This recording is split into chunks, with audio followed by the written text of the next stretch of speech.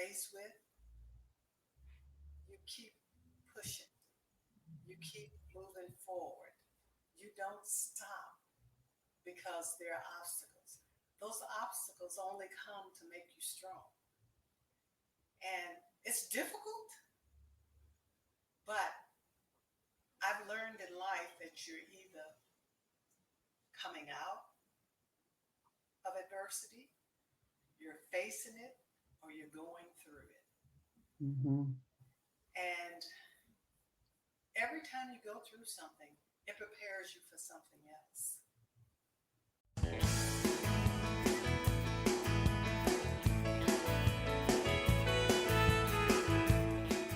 Hello, I'm Emily Harmon, the host of the Onward podcast. Thank you for listening to this episode. I've been publishing Onward podcast episodes since June of 2019, and I absolutely love it because I meet so many people and get to hear their stories of facing adversity and moving forward. And I also hear back from my listeners as to how this podcast is helping them move forward in the face of their own adversities, and I hope you find it helpful and inspiring too. This interview was conducted as a live interview, and I had some technical issues. So I've cut a few clips out in an effort to make your listening experience enjoyable. Cutting a few things out didn't take away from Miss Donjette Gilmore's inspiring interview, though. I introduced my guest, Miss Donjette Gilmore, a little bit later in the interview. But she works for the Department of the Navy. She's a senior executive, and she's the executive director of Public-Private Partnership Audit-Level Reviews in the Office of the Assistant Secretary of the Navy for Engineering, Installations, and the Environment. When I advertised my upcoming live Onward podcast episode interviews, I advertised the title of the episode.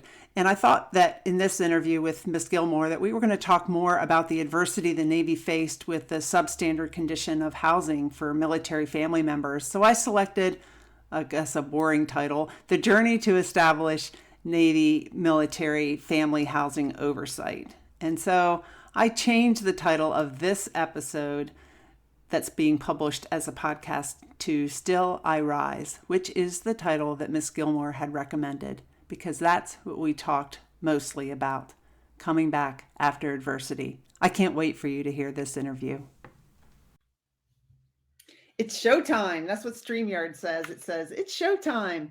So it's showtime for tonight's special episode of the Onward podcast and this live broadcast. I'm excited to bring you tonight, Miss Donjette Gilmore. So the Onward podcast is all about facing adversity, moving forward, and discovering ourselves along the way. So considering that that's what the podcast is about, why would I have somebody from the Navy here to talk about public-private partnership reviews and the status of military housing?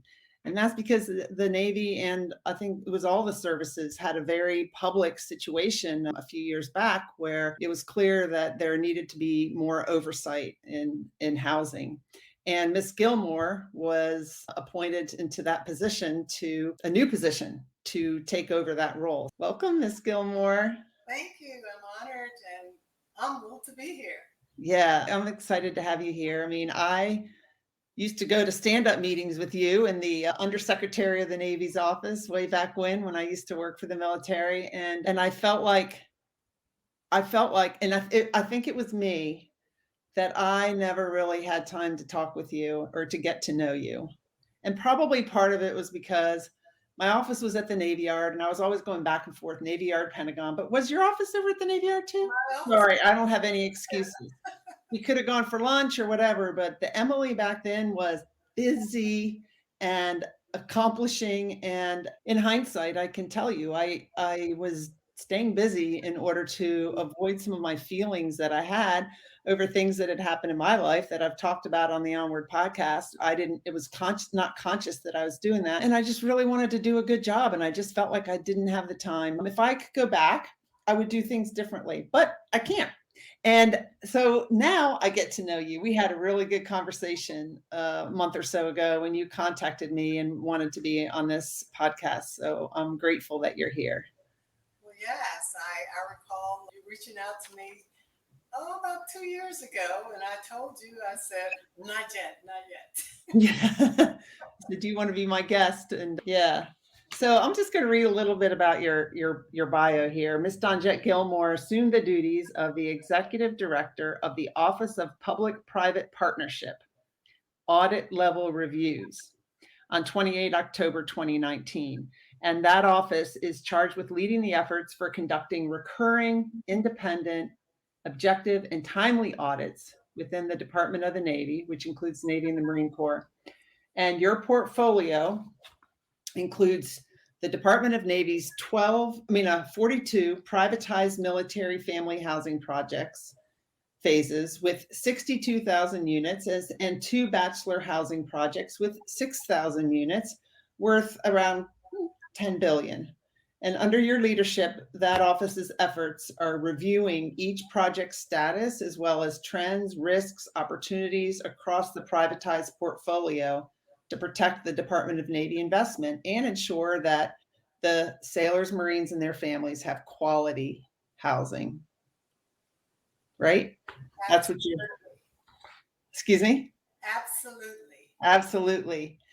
So what was the adversity the Navy was facing that caused the Navy to create this position? Because this position that you are filling now wasn't in place until you filled it.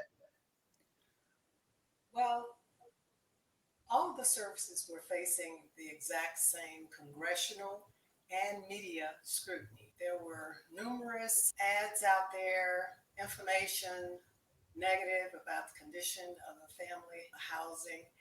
And you know how media takes off on things. One of the things about the Navy is that this is unique. The audit reports from GAO, DODIG, all of the oversight organizations said that DOD had taken their eyes off the ball. They were not providing oversight. And they created this unique office. There's no other office like it in the Department of Defense, the first ever. And like they normally do, they set it up with no resources. Put you in the office, but you didn't, when you say resources, you didn't have like a team and budget? Correct. Still don't have a budget. But when I went over, I told them, I said, well, I need people. Can't do it alone. So they gave me 3 billets. Well, anyone that knows anything about auditors, it normally takes a team of 6 to 8 people. I had diligently put together the whole strategic plan, put together the vision statement. And when I went over, they said, no, you get a total of 4 billets. 4 billets. And you knew something about auditing because in your previous job, you were, what was your role? You were the acting Auditor General of the Navy, and you were also the Deputy Auditor General of the Navy. Correct. So you knew something about why you needed people. Yes. And also, if we go back to when I actually started my career, I started with Air Force Audit Agency as a GS7 auditor. GS7 auditor, and now you are an SES Tier 3, like the equivalent of about a 3-star admiral. Yeah. From a GS7. Yes, yes. I had a great mentor, someone who believed in me and took a chance on me. That's awesome. I still keep in touch with him too. Do you really? Yes, I do. Can you say his name, or would anyone know? I will say it. He is not on any social media. His name is Mr. James Darlin. He's retired and he lives in a retirement community out in Southern California. And Did he work for the Navy at the time? No, he's Army. Army, okay. Air Force Audit Agency. Air Force. And he was the office chief at Scott Air Force Base. And he did some phenomenal things. He hired females, and he hired a female that looked like me.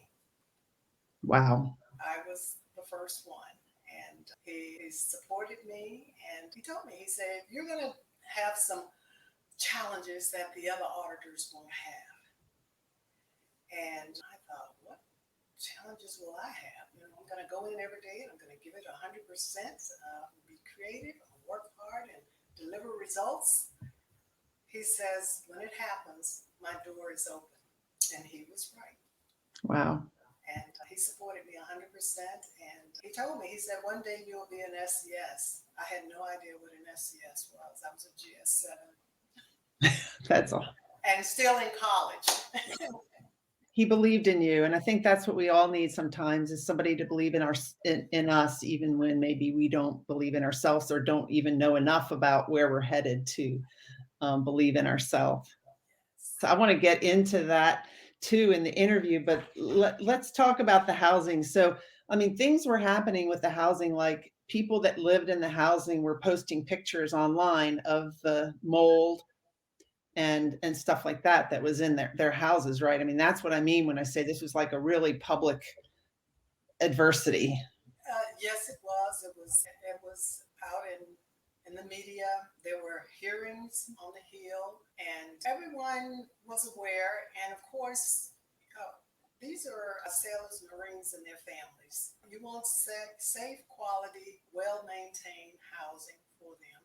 And you also wanted to ensure that the partners could support this over the long haul. These are 50-year business operating agreements. Yeah, so I think it used to be that the federal government, I don't know if they built the housing or the Navy, but the Navy kind of maintained the housing and stuff, right? Then the Navy contracted out for that. So you have a partnership agreement with a company that builds and maintains the housing.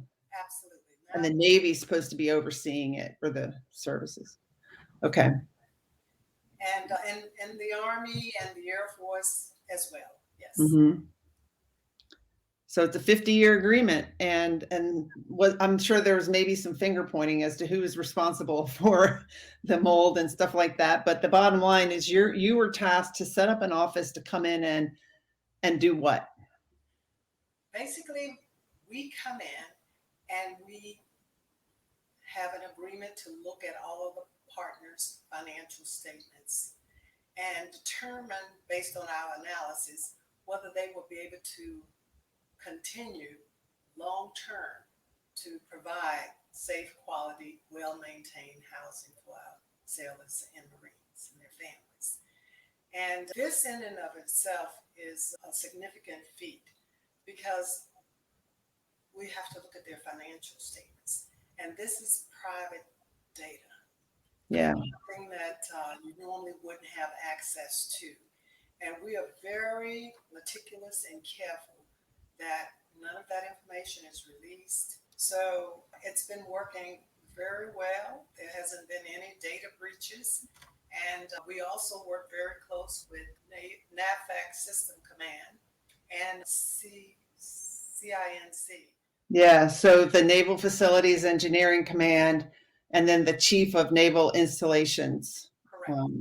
And so it's a lot of coordinating with other organizations and sharing your findings with the companies that are in charge of the housing, right? The partnership companies, and working together to solve the problem.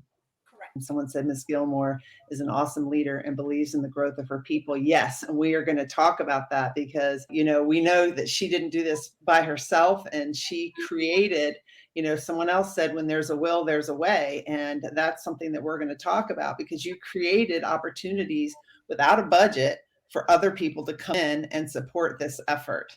So, yeah. And I can't wait to talk about them. I know. I have a phenomenal team. They are organizations that have allowed us to tap into these fabulous resources. I thank them every day. And that's the other part with overcoming adversity is we had to be creative. No budget. So how are we going to get resources? Yeah. We established professional development rotational program. Now, what's important about that is that the individuals come in and they work for a certain amount of time at no cost to the Navy. Right. And the benefit for the organization is that their individuals and their staff get diversification of their experience. They do analytics, they interact with very senior level people, and they get to do things that they don't do in their normal position. So it's a win-win. So it's a win-win. Yeah. And the other win is that when they're rotating back, these individuals are going back to the Army, the other service audit agencies, and they're taking back the skill sets they've learned how to do oversight of public-private partnership military family housing. We had one individual that went back to Army, and she is doing the new work over at Army and their new stand-up that she was doing with us. Oh, wow. Experience. So for somebody who doesn't quite get what we're talking about, so your office, Ms. Gilmore's office, is in the Pentagon, and you were asked, or I don't know if it's in the Pentagon, but it's at that level, right? Maybe you're at the Navy Yard, but you're up in the Washington D.C. area and at high level headquarters, charged with oversight. You don't have any budget to do these audits, and so you're not going to be able to go out and do all of them. So you need staff. So you got creative and said, let me get some people to rotate. So you advertise it, and then somebody from the Army, maybe out in the field, that hasn't worked at the Pentagon before, hasn't had the experience at the level where you are. At this point, I lost my view of the live stream, and so let me finish my thought here. Basically, Ms. Gilmore gave people from the field offices all around the country an opportunity to work in a headquarters office and get some awesome experience. That's a sign of a great leader. The other win is that the financial management career field requires that we have the DoD financial management certification, level 1, 2, and 3. So this rotational experience counts toward that certification. Some of the most incredible people to come over, they're ingenious, they think outside the box. And I want to tell you what my original 3 people who came over, and they were also management director reassigned, they call themselves the PPPR Angels. And the passion, the dedication, and the hard work that they've exhibited. One of them has 40 years experience, another one has 16 years, and the other one has 20. And that's my original cadre of people. But I have other ones who've come over from Army, like Ron Prather. He has 29 years of experience in this area, and he's just been fantastic. And they are doing things that you just couldn't even imagine that could be done. And I love the title Angels because they are so passionate and so caring about the military personnel. When they saw it advertised out on the DoD FM Learn website, OSD has a website, and we put it out there, we got just tremendous interest in it.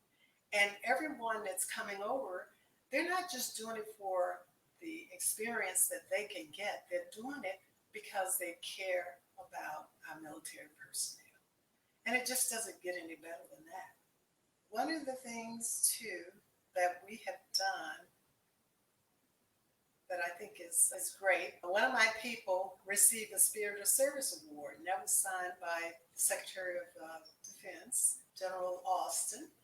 And that was presented to her on the 20th of September by the Assistant Secretary of the Navy, who's also performing the duties of the Undersecretary of the Navy. And her name is Ms. Meredith Burke. She was confirmed back in August, but she's also dual-hatted. And we had the great pleasure and honor of her presenting those awards on behalf of Secretary Austin. And we continue to raise the bar. The creativity and the dedication and the commitment of the team is second to none. Like I said, one of the individuals that went back, her name is Amy.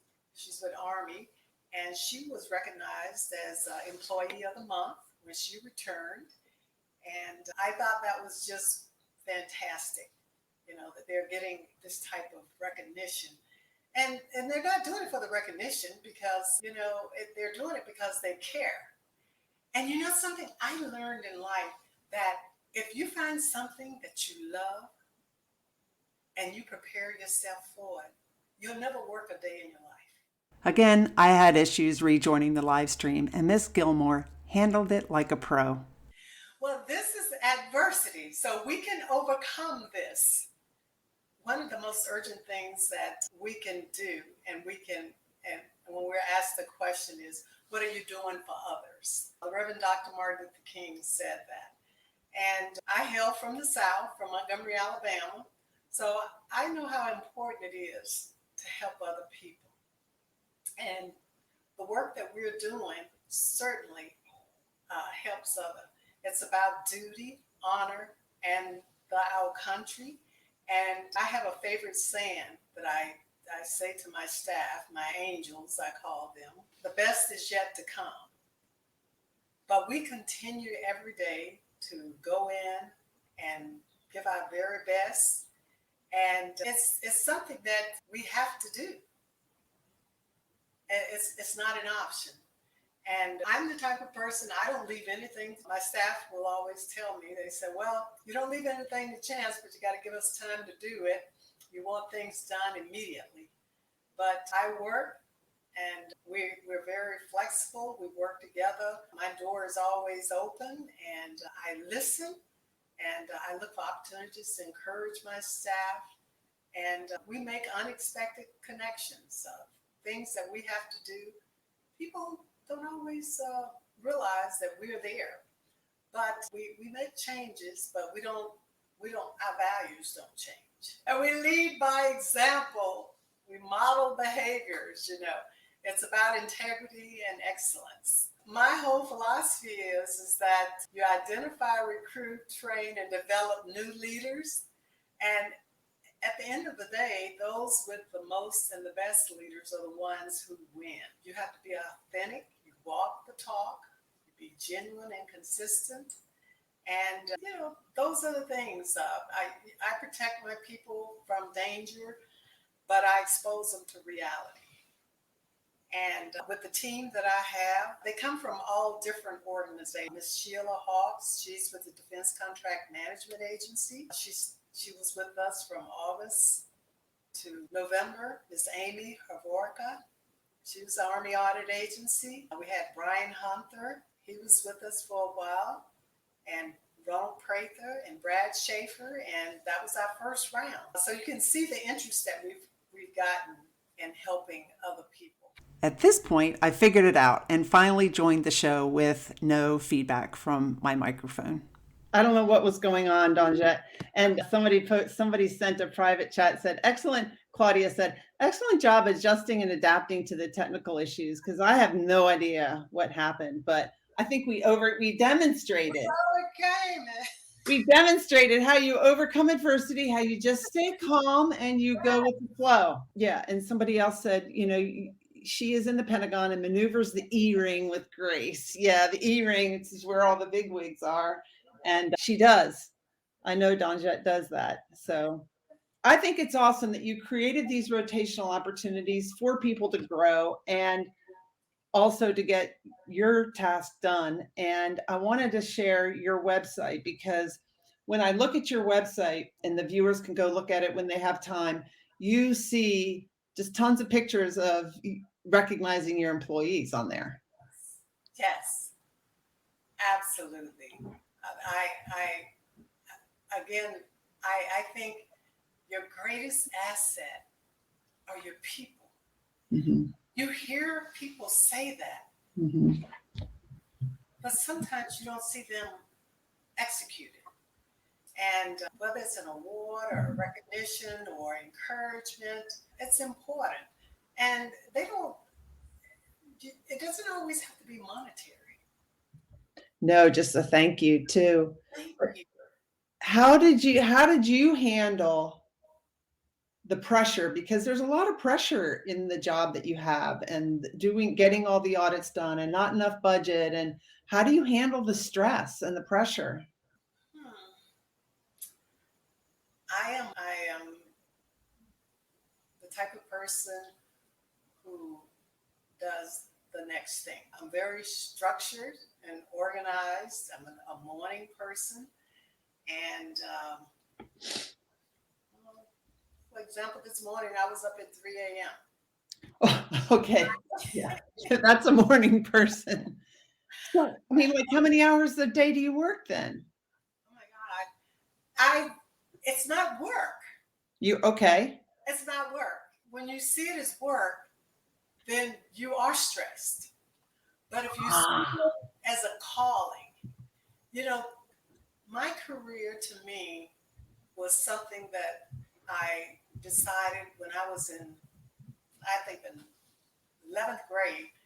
I took a course and I thought, accounting, this is something I really enjoy I like this.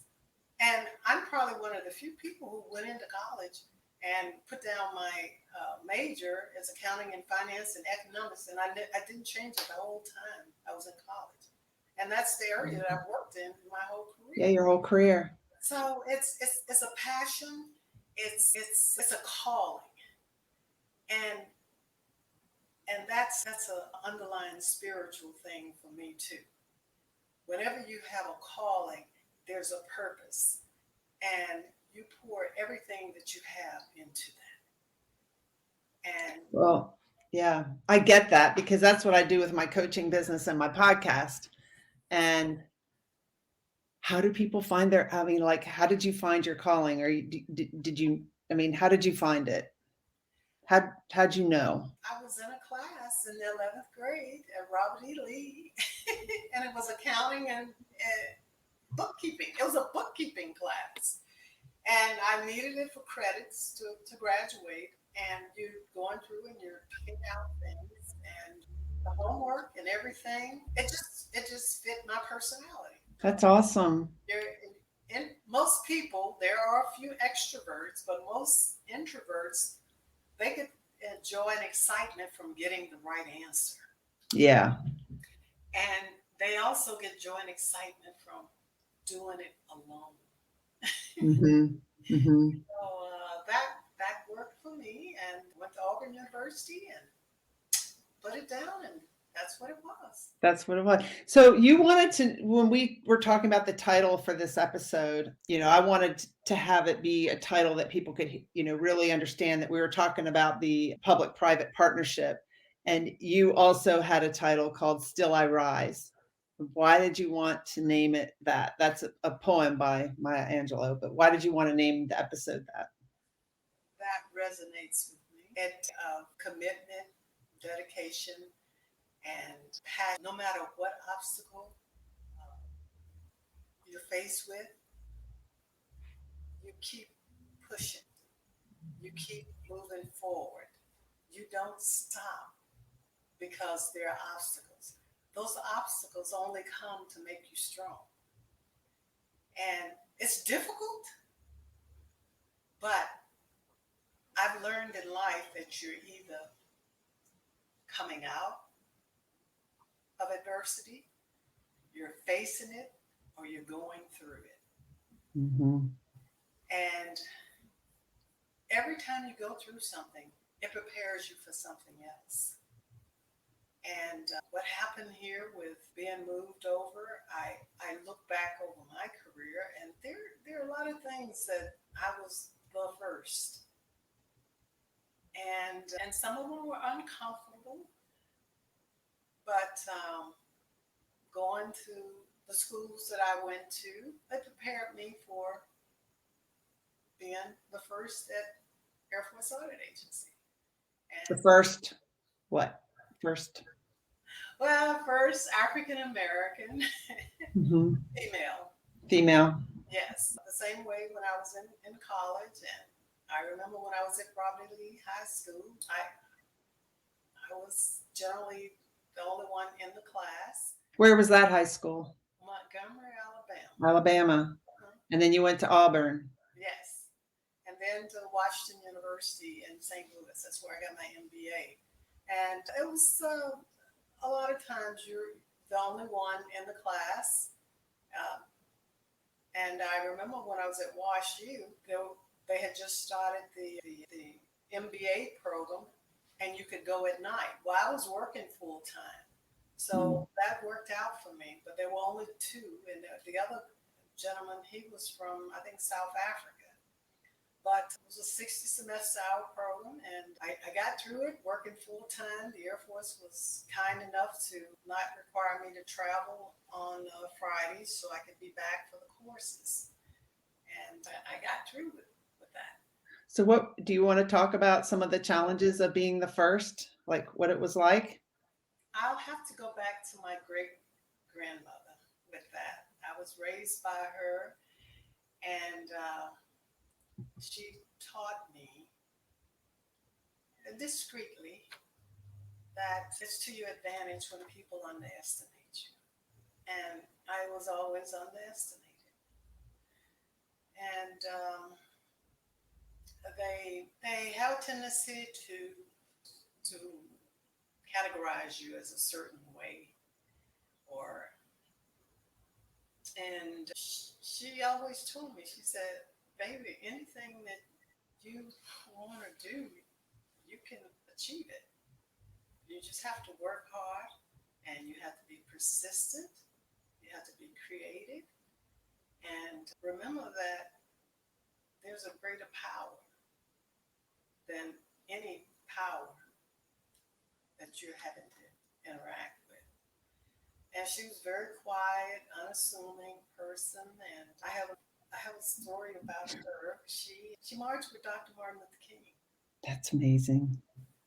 And if you come in my house, there are pictures of her everywhere. Even as we're sitting here now, she's looking and smiling at me. Mm-hmm. And the inspiration from that is just unbelievable. You have no idea how much inspiration and courage that she built into me. I was raised by her, and she has always been loving to the rest of my family. Some of my family is listening tonight, and they'll tell you the same thing. She was just love, a four-letter word, love. And one of the things she taught me is that you have to love everyone, no matter what. It's required. And treat everybody with dignity and respect. And those are some of the first. I was inducted into the Hall of Fame 3 years ago, maybe 4 years ago, at Robert E. Lee High School, a school that was not welcoming when I went there in the 10th grade. But still I rise. What do you think? Why do you think your grandmother knew that and had that confidence and was able to tell you you can do whatever? What gave her that confidence? I believe it came from her journey. And she shared her life's journey with me and the others in the family. And she did it to build us up. She was raised out in the country on a farm, and her mother, who I also have a picture of that she shared, taught her how to be independent and how to be strong and how to believe in herself and know that anything that you can dream, you can achieve. And that's something that just passes from one generation. My great grandmother was a free slave. They wouldn't even discuss where they came from, what they did, nothing like that. But they overcame the adversity. Mm-hmm. They knew how to do it. They still treated everyone with dignity and respect. And they still loved everyone. You know, my great grandmother didn't have a house note because she knew how to handle her money. That's probably another reason why I got into accounting, because I knew every expense that she had. And when she finished with that, and when I started working, my first job was with St. Jude Hospital in Montgomery. And I think it's so ironic because I know what they do now. We would help with them, getting money, and donations. That was what I did at Montgomery Community Action. But the thing that she did was she said, okay, we've spent all the money. Says, now this is what you have to do. You have to have so much money to ride the bus. You have to have money for food. You got to have money to help pay the bills. And you have to put out aside a tenth to give the church. And I think, well what's left? You figure it out. She says, but those are the things that have to be done. And oh, by the way, your bill is the water bill. Those are all of the things that she instilled in me. And when you have someone like that's loving and caring and, Yeah. you can't help but to grow from that. Yeah, what a blessing. And, because sometimes a lot of parents or even grandparents don't really talk to their kids about finances. Oh, she did. And she did. She taught you Yes. at a young age. Yes. So, wow. So I think that poem, Still I Rise, I can see why you wanted to have that as the title. Yeah. And she got to meet General Colin Powell in Ohio. It was a beautiful moment for us. He had just written the first book, and we went to the book signing, and she wanted to go. And that was significant because she was in her 90s. And for us to stand in line, but she understood the importance and recognized him. And of course, we lost a great leader. yes. Yes, we did this week. Yes. Do you were looking, do you have a picture of her Yeah. that you would show? I knew it. Aw, yeah, it's counterintuitive where you have to move the screen. Okay. Aw, she's beautiful. Yes, she is. She's with you now. She's watching over you. She's like, I'm so proud of you. Oh, yes. Yes, she's a blessing. So one of the listeners commented prayer, and I think that was around the time when I asked, how do you do it? And I think church plays a big role in your life. Oh, absolutely. Yeah. I still have the robe that she made that I was baptized in. So how do you, with these lessons that you've learned in life from your grandmother, I don't think you have children, right? It could be. Do you have children? How do you pass it on to the people that work for you? I give them the same love and encouragement that was given to me. Yeah. And telling them they can do anything that they want to achieve, and then helping create opportunities for them, like the rotational opportunities and things like that. You're a wonderful leader. Well, it's them too. They're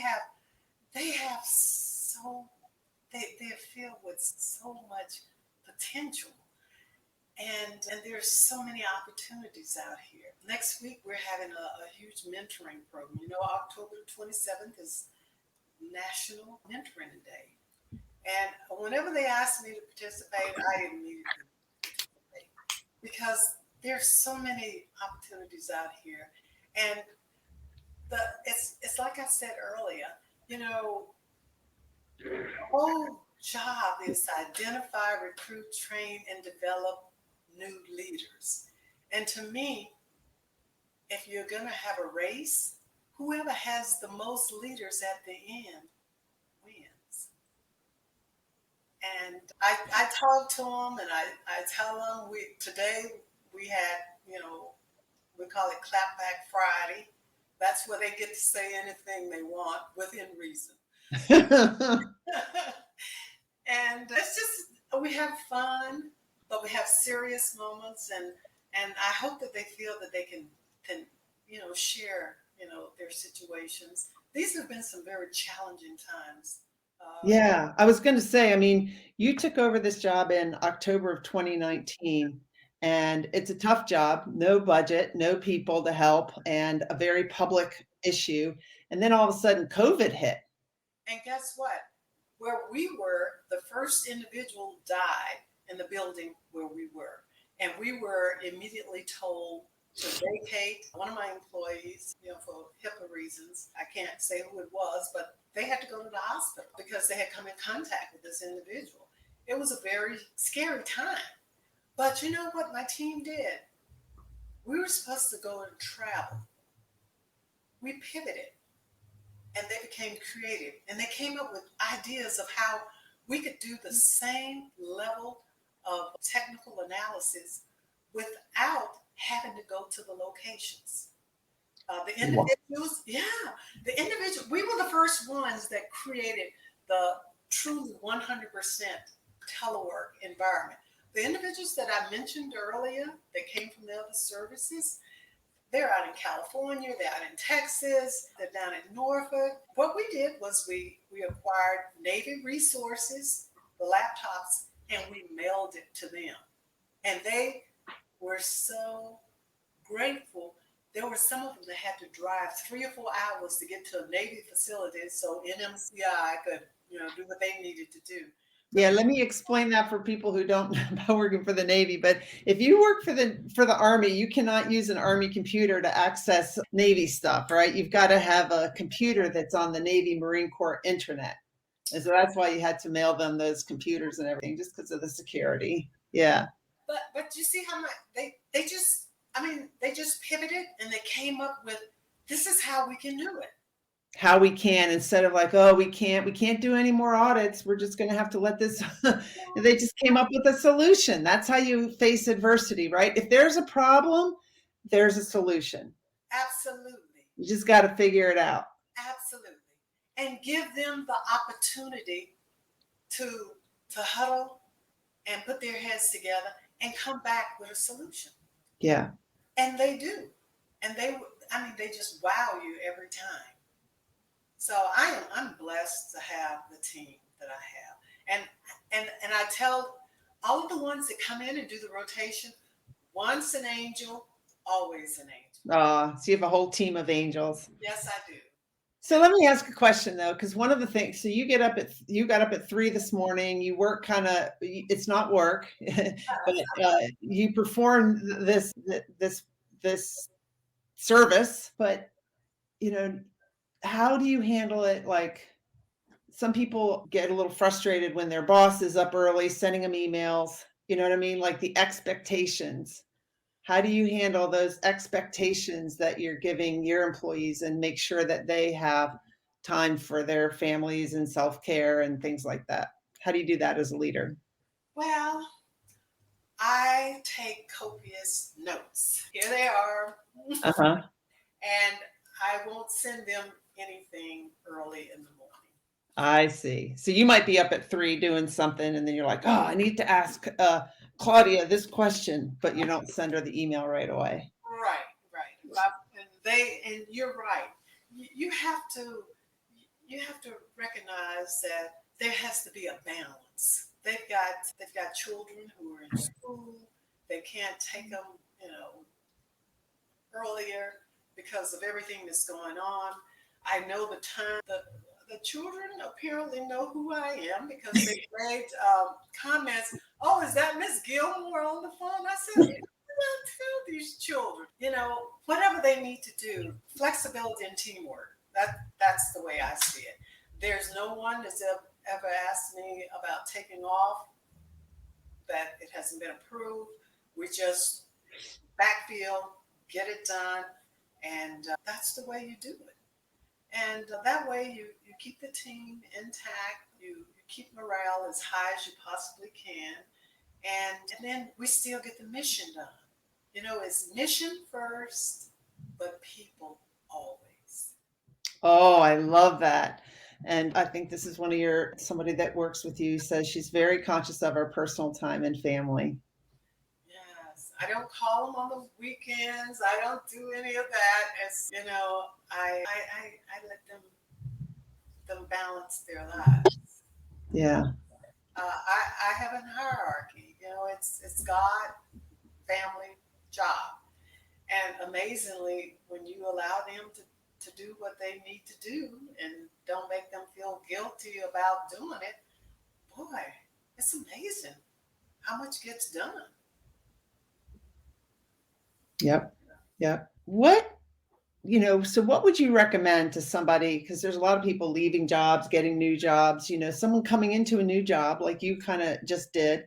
It's high visibility, full of adversity. What are some things that they should think about as they approach a job like that? My recommendation is, for me and for them, is this something that you have a passion for? Do you see it as a calling? Too many times you have a career, but you don't consider it a calling. If it's a calling, there's a purpose. If it's giving and helping others or achieving the goals of the organization. Because if you don't do something that you feel connected with, you're not going to be there long. It just doesn't happen. You'll be looking for something very soon. And I mentor a lot of people, and I send them things, I share with them based on things that they've said to me. And then when they make the decision, I said, now, they asked me and said, well, what do you think? I said, oh, no, you've been offered the position, and you have to determine whether it's a good fit for you. And in my opinion, it's whether you feel like it's a calling. That's really good advice, because I'm coaching somebody now who got a job offer, and this person's like, normally would be like, ooh, they want me. This is a good job. Let me go for it. Okay.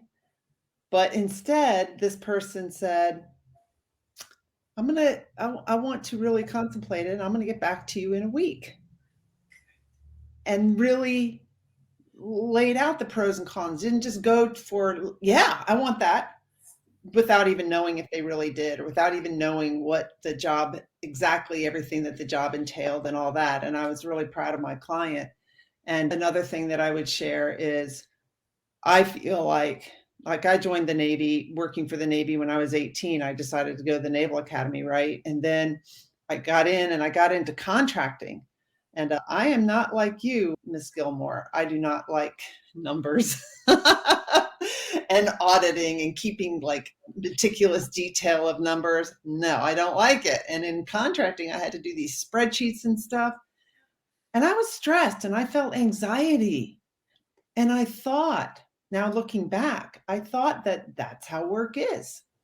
That's what, if you have a job, work is stressful. This was some limiting beliefs that I had. Then I moved into small business as a director of small business for the Naval Air Systems Command and then for the Navy. And I enjoyed that much more, because that job required, relationships and meeting other people and public speaking and establishing a vision that, you could have some creativity in. I mean, you could kind of have creativity in contracting, but not but more so in small business, setting policy and stuff. And I really enjoyed that. And now with what I'm doing with the podcasting and the coaching people, I love it. It's not, I can wake up at 3 a.m, like you said. And looking back, I stayed with the government because that's where my retirement was. And if I had to do it all over again, I don't know that I would have done that. I think wouldn't have let that hold me back. That's another limiting belief. And that's where coaches help with, because if you really love something like how you approach your work and your calling, it's not, you don't feel that stress. I agree with you, even though it's, the opposite of what you were wanting. It's kind of like, a lot of people want a house, but they don't want to put everything into it that's going to make it a home. Mm-hmm. It's different from having a house and having a home, and yeah, having a career and having a calling. Yeah. I'm blessed. You sure are. You sure are. I am. Nino, I know Nino. He says, "Hi, Miss Harmon. What an amazing podcast." Yeah, even though I don't know if you tuned in at the beginning when I was having all these technical issues, Nino, but Miss Gilmore is extraordinary. God, family, country. Our last presentation at the Office of Secretary of Defense Policy, I think that's a technology forum, innovation forum, would be of great interest to her portfolio. Please connect us. Okay, I'll connect you guys, Nino. That's great. That's great. Yeah. That's what it's all about. It's about the connections and building the coalitions and seeing how you can help one another to achieve the overall goal of the organization or the individual or this great country that we live in. Yep. And when everybody is doing something that they love, and that's why I have here for my thing, create a life you love. When everyone's doing something that they love, if you have a team of people that are, like you, everyone loves it, that's awesome. Yeah, it is. It is. And we're human. We have our moments. And I smile and I said, okay, I'm gonna let you handle that. Yeah. Definitely. I remove myself from that. You protect your people from danger, but you expose them to reality. It's just the way things go. And like I say, I've just been blessed. And I'm grateful. And I look for every opportunity to give back. And that's something I encourage other people to do too. Mm-hmm. Giving back. It may sound, oh, well, that's, everybody says that. Go out and find a nonprofit. It doesn't have to be one that I support. It can be one that you feel comfortable with. Spend some time, do some research. It is so rewarding. So rewarding. When you give back, it helps you appreciate your life. You're helping other people. It's just, yes, I agree. That is definitely rewarding. And I think a way to really notice if you're performing or your services or your calling is like the energy you feel when you think about going into the office or what you're doing every day. Are you like in contracted energy, and stress and anxiety? Or are you like, this is so fun, I love it, it's fun? And I mean, I'm not saying that you're going to feel like that every day, that it's fun, I love it. There's going to be times when it's challenging, but for the most part, are you enjoying your life? Because we only have one life to live on this earth right now, and are you enjoying it is something that we all should be doing and feeling. I agree with you 100%. It's all about the giving, and I have to tell you. You probably say, "Well, you're talking about that. Well, do you have an organization?" Yes, I do. Friends of Guesthouse. Friends of Guesthouse is the organization that you support. Right. I've been on the board of directors for 13 years, and it's an amazing program. It's about women re-entering into society from incarceration. Just a fabulous program. Yeah. So that's got to be so rewarding, helping these, what you help them with, like how to do job interviews and different things like that. Yes, there's a whole network of volunteers that help them with reintegrating back into society. Just things we take for granted, knowing how to work a computer, having a cell phone. Those things they didn't have access to where they were before. Yeah. Knowing, to get to work on time, following the rules, interacting with other people, staying away from things that are not the best for them. So housing, all those type of things are very important. So find something that you love and continue to do it. And that's not the only thing that I've worked with. We did housing at one point, and that shut down. And then Friends of Guesthouse, my pastor told me about that. And when I went over there, and it's just been a great opportunity for me to serve. It's all your whole life is about service. Look at what Nino put. Life's most Yes. persistent and urgent question is, what are you doing for others? And right now, there's so many people that need our help that we can reach out and help. And when you do that, you help yourself too. You do. You grow, Mhm. and new commandment: you love one another as I have loved you. Yeah. Well, Donjette, your grandmother raised an awesome woman. And from the support you had here and all the comments about, you can tell that everybody that works with you really enjoys working with you and that you're very well respected. I already knew that. I wished I had made the time to get to know you better when we worked together in the same, in the E-ring there, but I'm honored to know you even at a more deeper level now with the conversation we had tonight, and then as well as what the conversation we had before as we were preparing for this episode. Well, thank you, and don't knock yourself too much, because you did come and ask me about doing some work, audit on some small business. That's right, I did. That's right, I did. You reached out, so hey. Yeah, we needed some auditing then, because people tend to think an audit is a bad thing.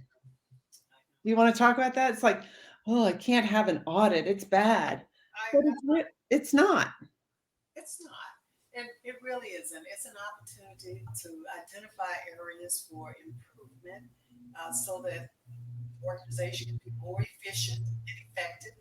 And we are, for the most part, individuals who are good stewards of the funds that have been entrusted to us. So there's a duty to ensure that they're being efficiently and spent.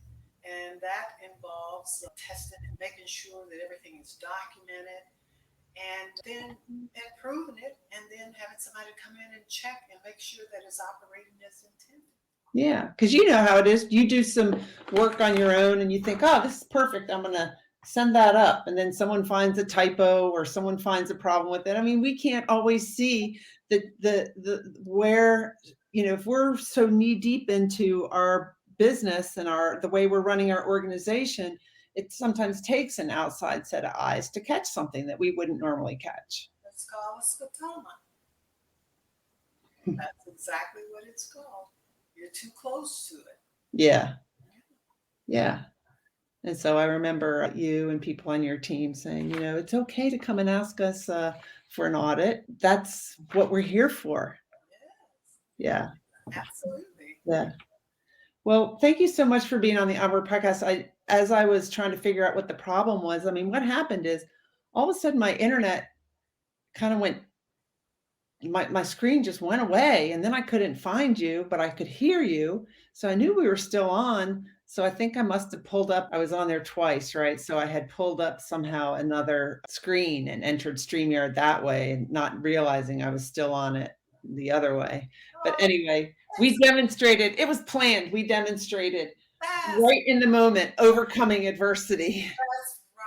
That's right. We did it. We did it together. We did it together. I got to talk more than I normally. But hopefully the rest of the team and everyone was okay with that. So it's been an awesome and great opportunity to tell you about my fantastic people. I love that. I love them.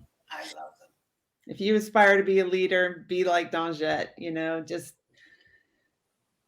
taking care of your people, and the service that you're providing is your passion, and that makes it not a job. Absolutely. Wow, Miss Gilmore is such a respected leader. I'm honored to have worked with her. During and after the show, viewers posted comments about her leadership. I put a link in the show notes to Friends of Guesthouse, the organization Miss Gilmore mentioned in the interview. Friends of Guesthouse helps women successfully re-enter the community from incarceration. Since their founding in 1974, Guesthouse has helped more than 4,000 women break the vicious cycle of incarceration, reunite with their families, and reintegrate into their communities. Now I'm going to read the poem, Still I Rise, because it's the title of this episode and the title that Miss Gilmore had selected originally. I had not read the poem, but when I did, I got it. Still I Rise by Maya Angelou. You may write me down in history with your bitter, twisted lies. You may tread me in the very dirt, but still, like dust, I rise. Does my sassiness upset you? Why are you beset with gloom? 'Cause I walk like I've got oil wells pumping in my living room? Just like moons and like suns, with the certainty of tides, just like hopes springing high, still I rise.